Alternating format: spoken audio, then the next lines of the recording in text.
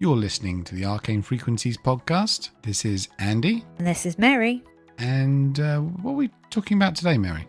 So today's podcast is you and I sharing our thoughts about what we do well, what we don't do so well on our investigations. So we're just going to be generally talking about some of the things that we enjoy doing and some of the things that may slightly frustrate us or that we need improvement on.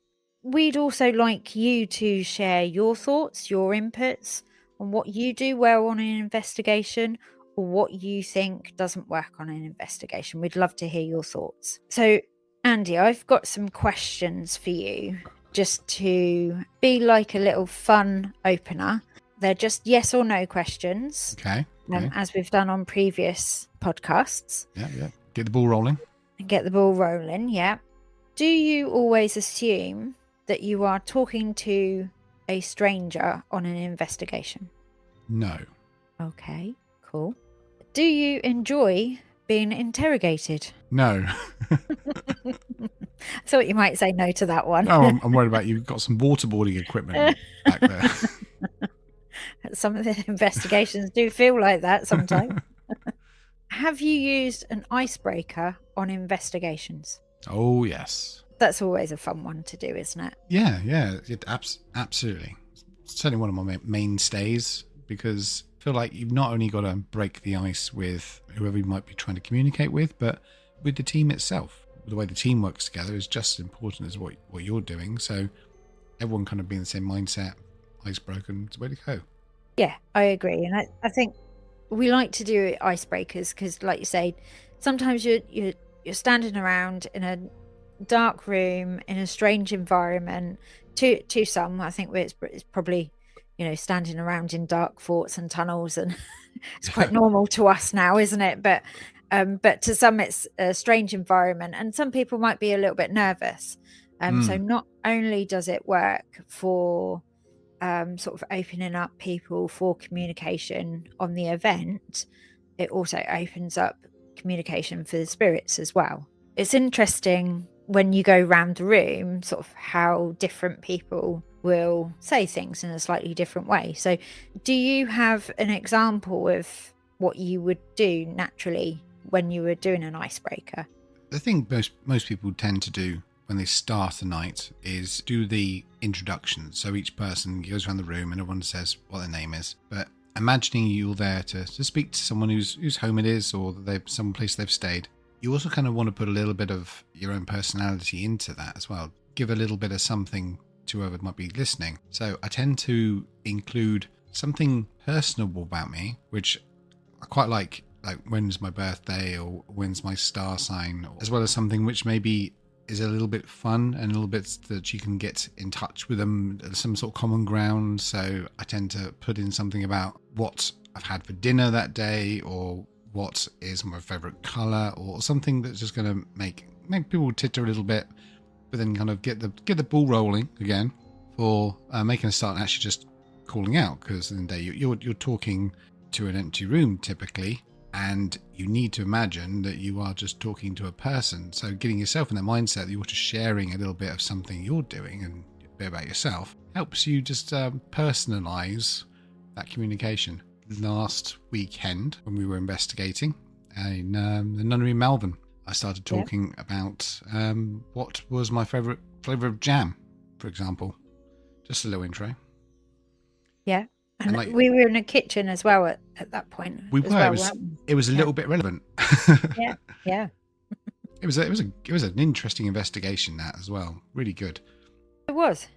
I think everybody enjoyed sharing their birthday, sharing their star sign, and talking about food in a kitchen as well is really good. Yeah. And it was definitely an interesting investigation for sure. Yeah. Yeah. And found out two of the investigators had exactly the same birthday, which we didn't know before. Yes, we did. They got to know each other a bit more. So yeah, it was all good all around. Yeah. In fact, there's so much stuff that went on at that investigation. Maybe at some point we should have a chat about that. You're listening to this and you fancy hearing us go over that investigation, all the other ones. We would do them all the time. So if you're interested, just drop us a note, drop us a message. let us know that you'd want to hear about some of the actual stuff which we get up to out there. And who knows, we might put something together.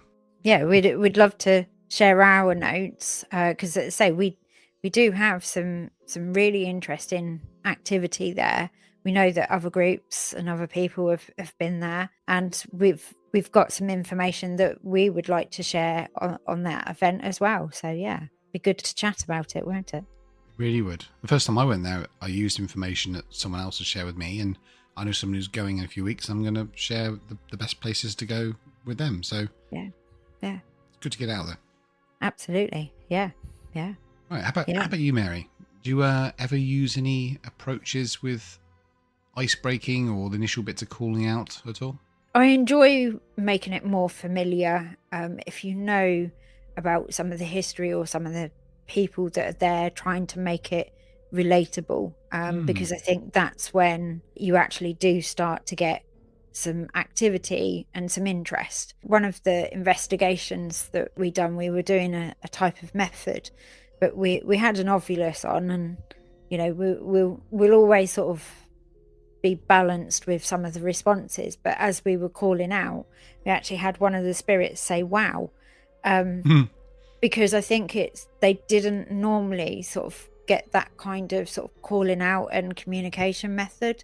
I think they were actually impressed. I did get called other names, but that will be on the sort of interrogation sort of side of the conversation that I'll elaborate on that. I see. That part. Yeah. So, yeah.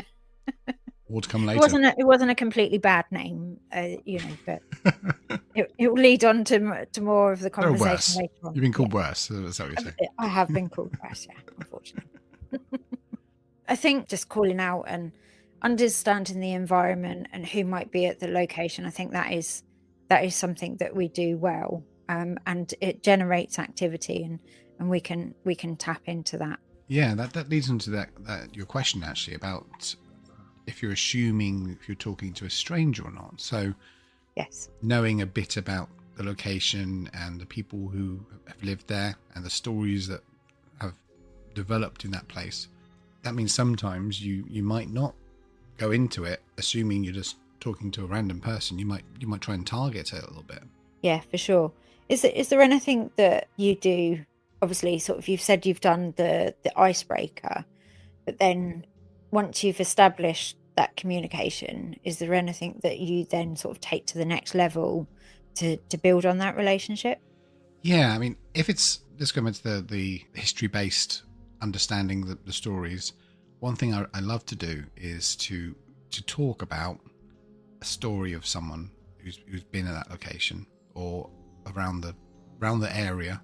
So something which might be familiar to them, so that they know that you've taken the trouble to learn about them or the building, because you might not be talking to the person involved in the story, but they themselves might have heard that story themselves. So then you've got a common ground that you both know something, and try and avoid anything in that story which is focused on someone dying, generally speaking. Yes. I leave that bit kind of out and open-ended and focus more about the circumstances leading up to it, or how that person must have been feeling during that period, all the stuff, without saying and then they died or and then you died, because that's probably a thing that doesn't work. Yeah, I would agree with that, because I've been guilty of going straight for the point, and it's completely stopped the communication. It doesn't really work when you go to that point, because it's a difficult part of their life, if you know what I mean. So when you're talking about maybe just before, they, depending on where they've gone, there might be something unresolved or an injustice, or something that is relatable. And as you said before, you've taken the time to look at their story, and I think that matters to spirits. That leads on to one thing I'd say is something that doesn't work, and I've tried a few times, and I can say does not work, and it's for that reason. And that is, if you go to a place like a prison where there's been a lot of executions, or a hospital and you've got a list of people who died there, sitting there and reading out the names of all the people who have died does not work. No, it hasn't in our experience, has it? No, and No. I think it's for that reason. It Yeah. shows that you haven't taken the trouble to really understand who these people are, Yeah. and you're just focusing on this hugely negative thing. And the thinking about doing it is, you could say the name of someone who's there, and they hear their name and are interested, but then you've also said 20, 30 other names to then prove that you're just trying to trick them into talking to you. So Yeah. I'm not doing that anymore. Okay, fine. Fine. Yeah, and it's understandable, isn't it? Because if you get your name called out, you think, oh, okay, yeah, they know who I am. But then if they read out the rest of the team's names or something like cast of that, thousands. then you go, oh, okay, yeah, they don't really know that I'm here. Yeah, and they don't really care. They just want to get some sort of interaction. So I think we're saying no more calling of names out. Unless you're going to actually properly work on it, Yeah. Do it for a reason. That may lead on to something else that we do, or something that I've learned that we can do, is empowering the spirits. So one thing that I've, and very recently actually because of a spirit, is that letting them choose their method of communication. Oh, yeah. If I go back to the beginning, so basically on one of the investigations, we were calling out and we wasn't really getting any interaction on any of the equipment, or we weren't getting any sounds. It was a very, very quiet and still. So I was persevering though, because you never know, sometimes, some spirits are just sort of watching and sort of assessing us. So I had my kit box open, and all of a sudden you hear clink, clink. And I was like, oh, well, it actually made me jump, which, standard for me, isn't it, really? But it was right behind me. It made me jump, and I was like, oh, what's that? And it was basically the dowsing rods that we had in the box. And okay, you could argue that it had just slipped, but they're normally sort of fairly secure in the box, and I put them in a certain position, so there isn't a way for them to do a double click. So I was like, okay, fine, well, we're not getting anything else, let's choose the dowsing rods. And straight away the dowsing rods sort of started to move for this particular person. But not only were we getting the dowsing rods going off, we were getting the equipment going off as well at the same time. So it was definitely generating activity in the room. And now, since having that experience, once we've established sort of equipment going off and that we feel that someone is there willing to communicate with us, we've asked them, we give them A, B and C, so Esther's method, dowsing rods, board, a communication board, and we let them choose. So rather than sort of trying to force activity on the night, say people want to use a Ouija board or a communication board and we get nothing, we're allowing the spirits to choose their communication, and that's, I think, is quite empowering for them. I agree with that, actually.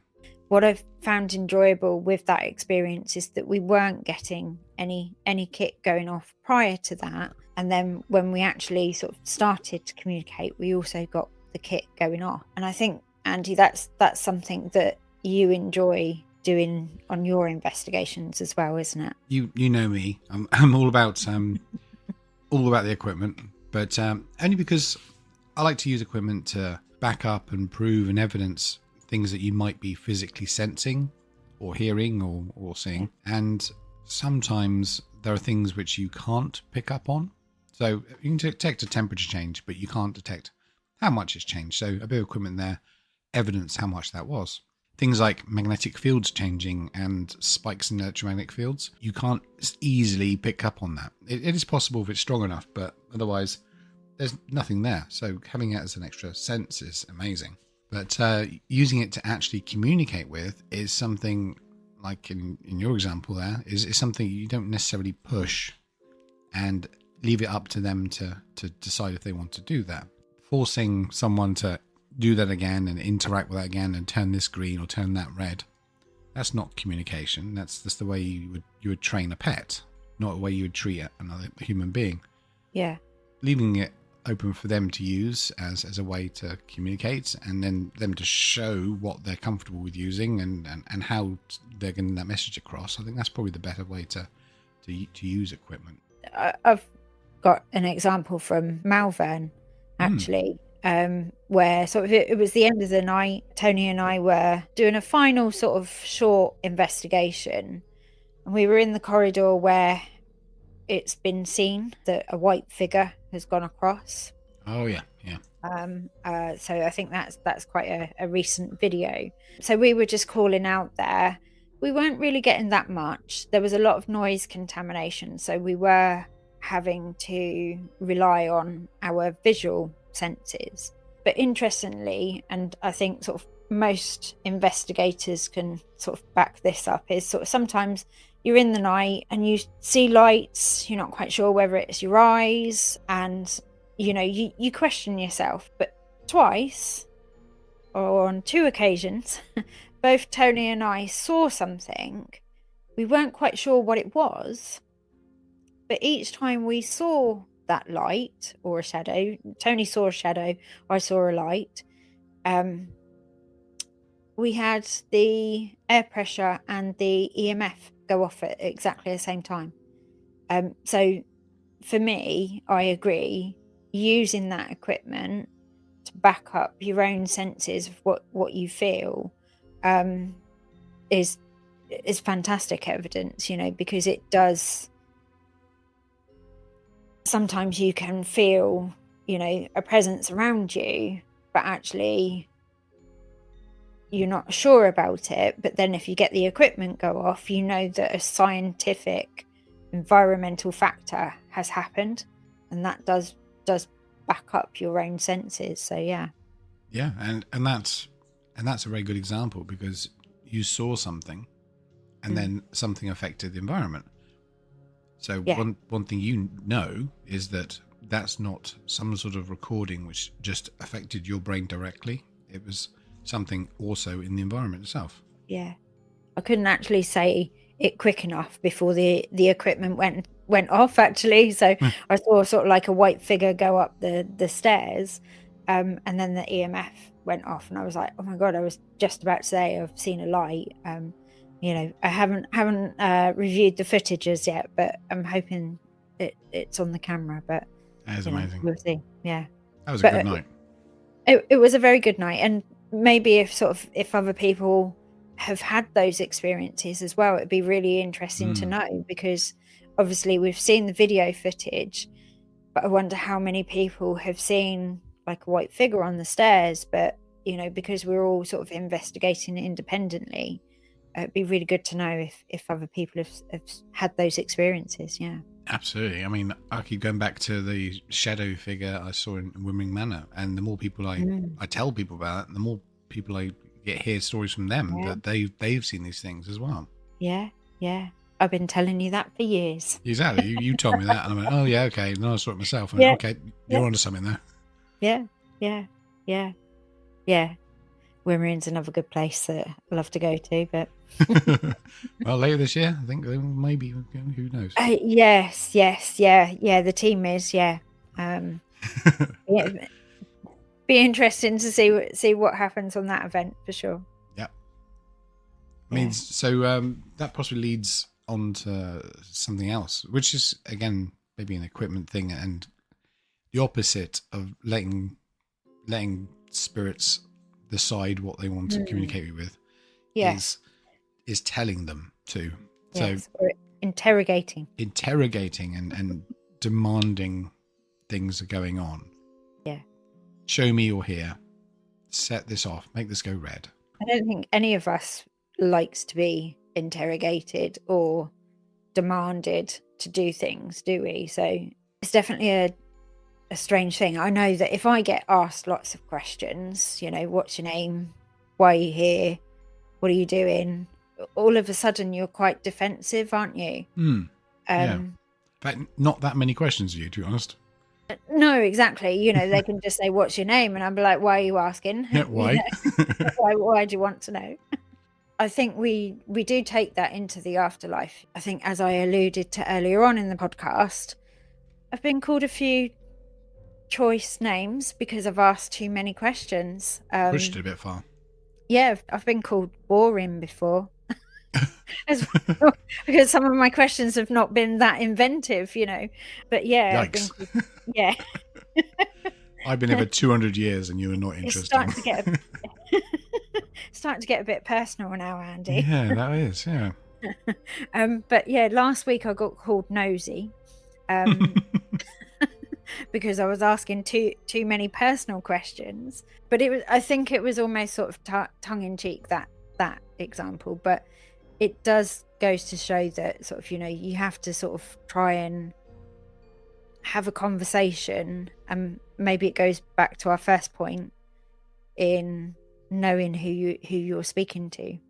Yeah, or even just you said there, you have a conversation, you don't have an interrogation. Yeah, and I think that helps with if you are speaking with a spirit that has chosen their method of communication, so they're comfortable on their sort of device, whatever they choose, then, like you say, it's giving them the opportunity to communicate with you in a more freely manner. And they kind of understand about you a little bit, your personality a little bit. And in reality, that's an essence of communication as well. You need to get to know the person you're speaking to. So if they want to speak to you, then they need to know how to approach passing messages to you, things they can try and get your attention on. If it's obvious you're not interested in that sort of thing, then they won't bother. So you kind of really need to get your own personality across in some way. Yeah, absolutely. And I think, sort of like you say, making it more personal, getting your personality across, knowing your audience as well, because again, we can use Malvern as an example.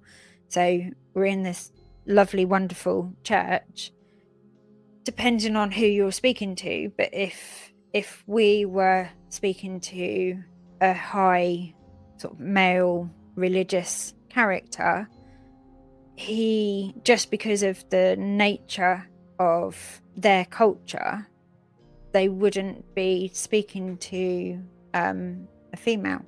We wouldn't exist in his mind. So you can ask as many questions as you like, but they won't be answering you. They could be a little bit old-fashioned, couldn't they? Yes, absolutely. In terms of interrogation, and you have to be very, very careful with the questions that you do ask. You had that in military places quite often as well. Yes, we do. Sometimes when it feels like you're speaking to someone who's maybe kind of more of an officer, more in charge of something, as soon as you start interrogating and asking questions, you absolutely just lose it. And sometimes they seem opposed to you doing that, because they wouldn't expect people to question them, and they wouldn't expect to give away information that they shouldn't. Yeah. You're in a fort that was involved in the Napoleonic Wars, and you start saying, talking about the French and what happened with them. And if they're kind of stuck in that period and mentality, then they would think, I shouldn't be talking about this sort of stuff. Yeah. And that's happened very, very often, actually. You have to sort of approach the situation very gently, which I know sounds sort of almost opposite to what you feel you could do with the military, but we've gone in, we've started asking questions. They've started to speak with us, but then stopped. And then, as you would imagine for some military personnel, they'd just start giving their rank number. And that is what military people are trained to do, isn't it? You give out a certain amount of information, and then that's it. That's your lot. Name, rank, and number. Name, rank, and number. That's it. Yeah. And so here's another good example, which we've had a few times, is prisons and jails. Yes. You start talking about other inmates and things that they've been doing, that's going to shut them up as well, because talking about other people with someone who might have been there and stayed there and in prison there is snitching. Yeah, no one wants to be a snitch, do they? Exactly. Snitches get stitches. Yeah, they get in trouble, don't they? So yeah, you have to be very mindful of the location that you're at and the type of people that are there, because like you say, in a prison, they're not going to give away their secrets or what they've done. And in fact, actually, sort of in prisons, the only people that, if I think about it now, that have sort of communicated with us are the people that have felt unjust.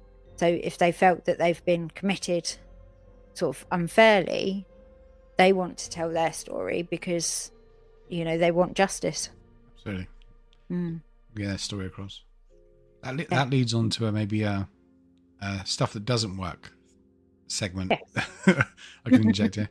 And that is role playing. So doing calling out role playing, where you're pretending to be someone related to that environment. Yes. With prisons, role playing as a guard has generally the impact of climbing up. If someone pretends to be a guard, if they take a set of keys and running along the bars, and then you want to try and communicate to people who are in prison there, they're not going to start talking to you. No, that's very true. You're the enemy. Yes. And in fact, actually, so we did have an example of that. And I was on the Esters, and actually I guess it was a prisoner got very offensive, actually, and started to sort of call the person that done that some very nasty names. At which point we said, okay, we're not here for that, and we kind of stopped the investigation. So you're right, it probably does evoke a reaction, but not the communication that we're looking for. So yeah, I would agree with that. Yeah. But it just means having a little think about what you're going to do. Don't always do that obvious thing that you see other people doing, because it might not be the right approach for who you're trying to speak to. Yes, I think that then leads on to our next point of understanding what the goal of the night is, or what you want to achieve on the night. It's good to be flexible because you never know what's going to happen on the night. It's also really important for everybody to either have a common goal or maybe individual, but to really focus on sort of what you want from the night. So, if you're going to a prison, what do you want to find from that? Do you want communication from the prisoners? Do you want to find a story? Do you just want to see some lights on the night? It can be anything you want, but it's good to focus into that, I think. If I can expand on that as well, because that's a fantastic point. The important bit then is to then share that. So you need to communicate with everyone else to say, or even have a little huddle at the start, 2 minutes tops after everyone's got their coffee. Yeah. Everyone just kind of share what they want to do. If they don't have anything particular, then just everyone's aware of what you're doing. So, like example there, if you'd heard that there were lights and you wanted to really see them, then if people know that that's what you're doing, then they're going to be a lot more careful around torches and letting you if they've set up a camera, or if they had a camera, they'd ask you, like, where do you see the lights? I'll put a camera there. So yeah, coming up with what you want to do and then talking about it, massively powerful. The best investigations I've had are ones which have been able to have a bit of a kind of just a rough plan of what we were trying to do on that night, and share that with each other, and then help each other to achieve those goals. Yeah, and I think that's really important, because then, like you say, everybody knows, like, if someone has an individual goal that they want to achieve on that night, then everybody can be respectful of that. And because sometimes you might get two people that will have conflicting goals, but if you know what those goals are, then you can work around it, can't you? Absolutely. So I've had experience where one person was interested in the fact that another team had tap responses back to questions they were asking. Yeah. And someone else had said that there were some footsteps that were going down this hallway and going up some stairs. And so one person was doing taps to try and create the footsteps and trigger the footsteps, and one person was listening for taps to try and communicate with them. So talking to each other. Yeah. And if you have another person trying to do an EVP burst at the same time, that's not going to work, is it? On an Mm. investigation. So yeah, so you have to be mindful of when you're doing that, when each person's doing it, because like you say, it would be very conflicting at the time. Yeah. Absolutely. I think EVP burst is a great example of that. Yeah. Because unless everyone in your vicinity knows firstly what that is and what's expected and how you're going to proceed with it, it goes awry. And either you end up doing EVP bursts which are 10 minutes long, or you have people just talking straight after you or shuffling around or turning things off and on during when you're doing it. It's about communication. A lot of stuff comes down to good communication. Yeah, absolutely. Yeah. And I think choosing the right time as well, because if you know that there's people moving around, and doing an EVP burst at that point isn't going to work, is it? Yeah. Wait until people settle down a bit. Yeah, so you've got to choose the right time, I think. And if people know when you're doing it, or what you're trying to achieve, then it definitely works. And I agree, communicating that first at the beginning of the night definitely works, because if you try and communicate it halfway through the night, people are tired, might not pick up on it, and then, like you say, the night can go awry. Yeah, and you often don't have very long places to investigate, so every minute counts, doesn't it, really? Absolutely. Knowing what you're doing, getting those things done in a way which is not ruining your own experiment or footage. Yeah, it's game day, isn't it, as I put it? And we all pay good money to investigate at locations, so you only have a certain amount of time. So yeah, to try and be focused on what you're trying to achieve definitely helps. Maybe that follows on to one of my my things that don't work so well. Yeah. And that is, it is good to be in a location and have a chat with people in your team and talk about what's been happening that night, or what's happened there previously, what's the story of the place, history of the place, anything that kind of just to build up a bit of atmosphere and a bit of focus on what you're doing there. Yeah. And sometimes if you step away from the calling out and just start having a conversation, that can get attention as well. Quite often that, someone says, hey, you came to speak to me, you came to talk to me. Yeah.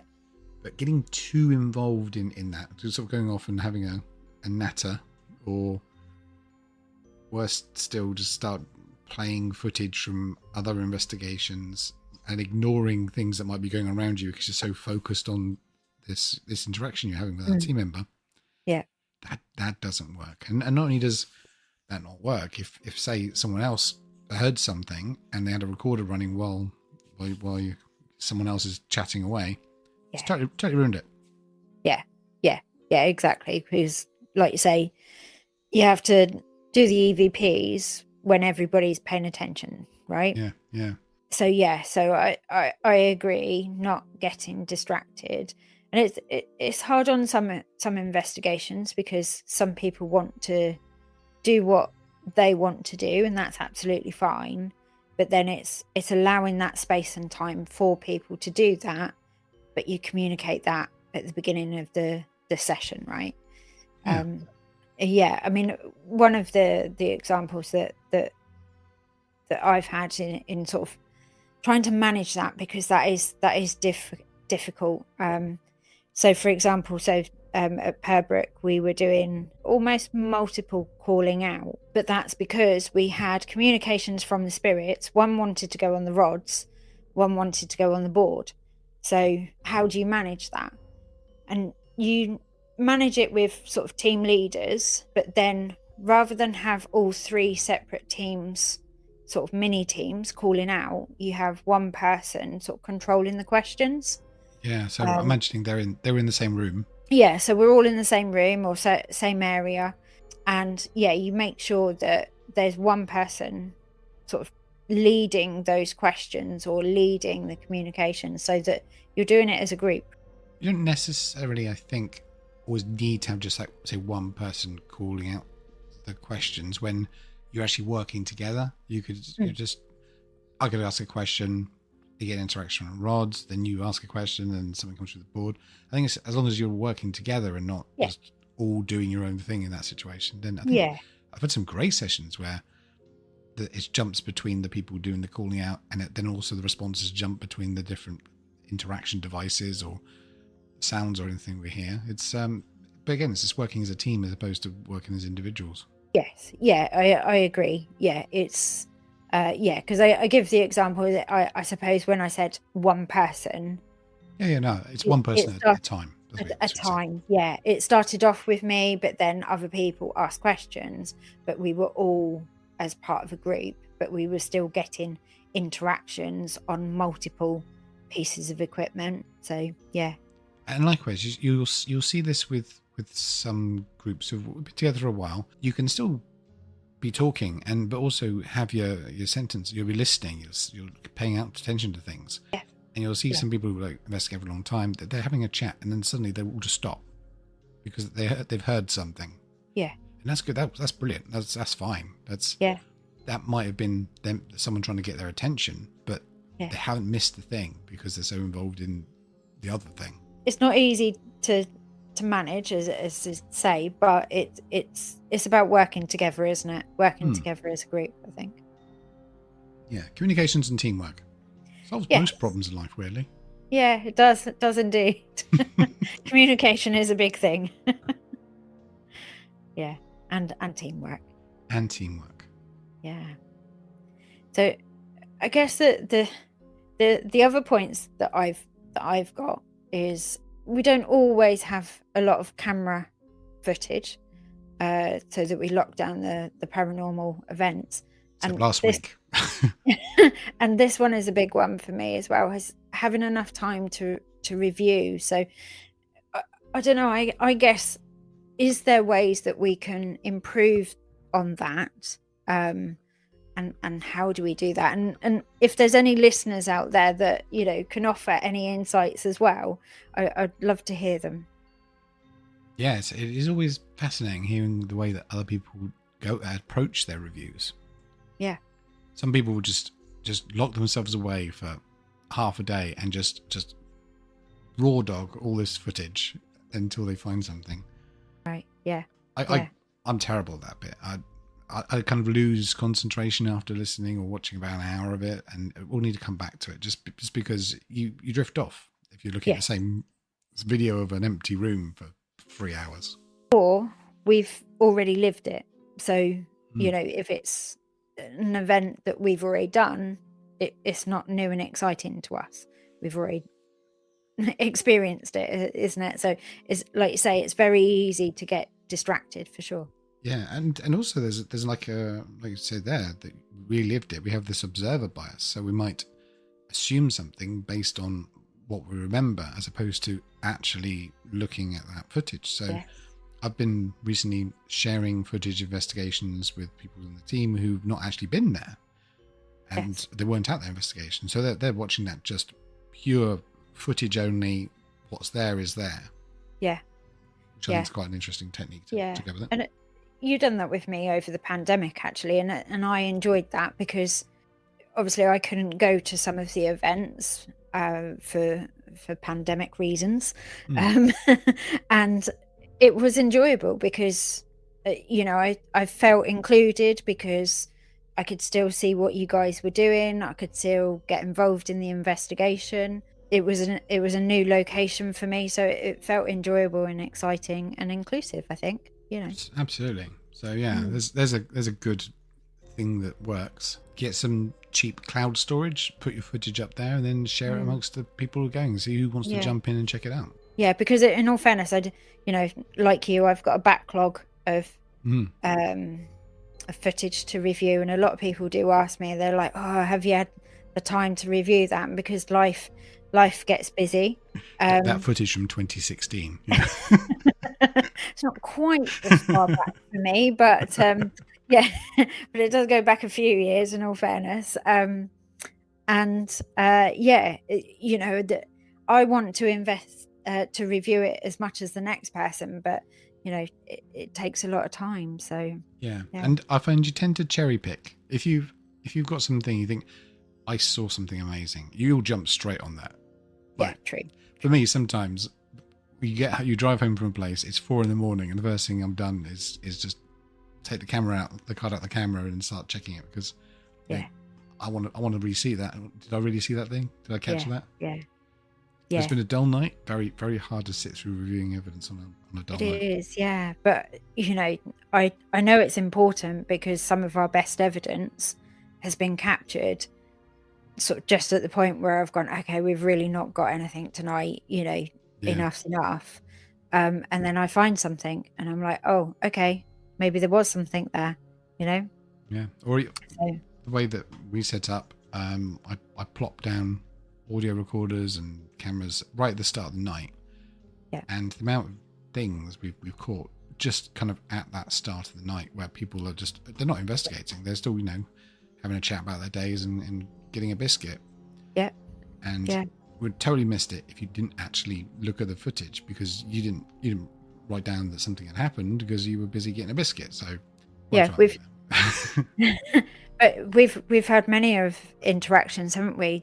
When we've done a walk around to put the equipment out, and that's why we don't go without cameras or audio now. Always be recording. Always be recording, absolutely. Because, and I suppose it's only natural, isn't it? Because if you think about it, we've arrived, we've set up. They might be just as excited to see us as we are them. Yeah, these guys. And they want to interact with us, yeah. I mean, one of our favourite locations comes to mind when we were walking around and we had... we opened one door and we had woo on one door.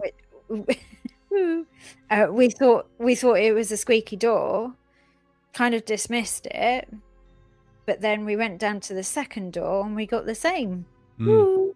And we were like, okay, well, 2 doors can't make the same sound, if you know what I mean. And they didn't. And they didn't. Yeah. Yeah, because if you think in that terms of you're going there to speak to some people who are there, turning up and then waiting 30 minutes, 45 minutes before you actually start talking to them is odd. It really is, isn't it? You wouldn't visit someone's house and then just sit there and fiddle around with your stuff and then acknowledge them 45 minutes later. Could you imagine starting an event like that? Can't speak to you for another 45 minutes. Yeah, sorry, no. I'm not talking to you yet. No, we would be kicked out, wouldn't we? Yeah, it's not the time to talk to you. Sorry. No. So they probably want to engage with us as quickly as possible, really, don't they? Yeah, I always feel bad when we're on a session and we're getting really good interaction, and it's time to break. That's why I always get in trouble, Andy. That is why you get in trouble of cutting it pretty fine on the brakes. Yes. Because they always start talking to us just as we're about to back up, and I'm like, oh no, I'm going to get told off by some of them again. Have got a wicked sense of humour, I think. I think they do, yeah. I have had some nice spirits tell me it's time for tea break, though. Very handy. I really have. They're like, time to go now. I'm like, really? You've finished talking? It's like tea break time. I'm like, oh, okay. We best go then. Very helpful. Yes. Yeah, I like those kind of spirits. Well, that was an awful lot of things that work, things that don't work, things to do, things to not do that we've done and not done. I think it was. Yeah. And it's easy for you to say. Yeah, though I'm glad I've taken away from this a couple of things. I'm putting away in the kit box, never touching that again, and moving forward, do some of the better stuff. But if anyone out there has got some ideas about things that they like to do or things that we said that we don't like to do, but you've got a really good reason why we should go back to them, then our ears are always open. Yes, absolutely. I agree. We always like to sort of improve on what we are doing, but like you say, if there's a different way of doing it, then we're all open to hearing about it. Yeah, again, the more we talk about these things, the better we all get. Absolutely. Thank you for listening to us today, and until next time, If you'd like to get in touch with us, you can reach us on contact@arcanefrequencies.co.uk. Or on Facebook, you can find us just by searching for Arcane Frequencies. Thank you for listening. Okay.